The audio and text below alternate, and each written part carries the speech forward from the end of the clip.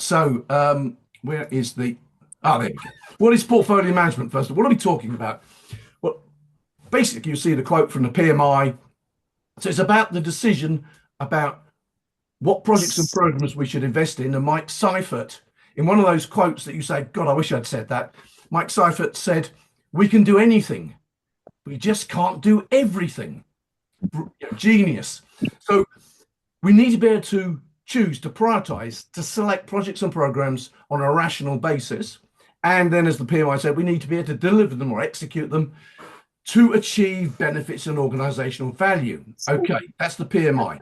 Bob Cooper, he's a new product development guru, been operating for a long, long time from Canada. Bob Cooper says portfolio management is how you operationalize your business strategy. So, in other words, in the model there is from the latest, is the new book, Managing Portfolios, is about these two things: doing the right things, in other words, selecting the right projects and programs, given your strategy, your strategic objectives, or your portfolio objectives, and then doing them right in terms of achieving the strategic contribution you planned. But that then also means doing them at the right time, not trying to do everything at once, and we'll come on to that. So doing things, the right things, doing things right, and doing them at the right time with this overarching objective of optimizing strategic contribution. And I get lots of people in their portfolio space keep talking about strategic alignment, and you can improve your strategic alignment. And, some guy on LinkedIn, he keeps posting, Steve Jenner says strategic alignment is worthless. Well, I suppose I have done, and I do say that occasionally, but I mean, I don't say it's entirely worthless, but it's not where it's at. We used to have 5 objectives, and we get a business case that says highly aligned, highly aligned, highly aligned, aligned, aligned. 200 million, please.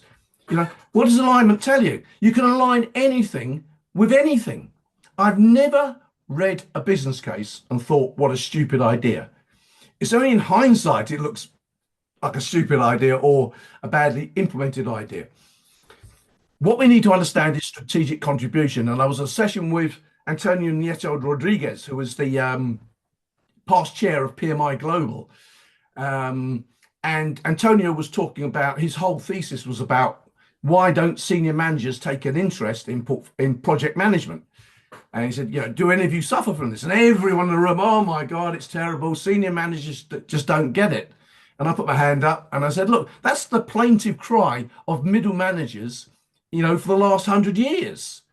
Senior managers don't get it. And when you become a senior manager, your middle managers will say senior. I said, look, if you bring me a project and I said to you, what strategic contribution will it make? What specific contribution will it make to our strategic objectives? And you say, I don't know. I say, go away. I'm a busy man. Why are you wasting my time?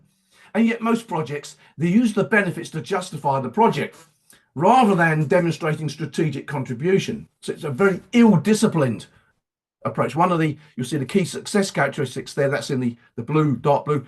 It needs to be active. It needs to be disciplined. Bob Cooper, that guy there, says the difference between the winners and the losers isn't that winners, this is in the private sector, isn't that the winners do it, portfolio management, and the losers don't. It's the difference is the winners are consistent.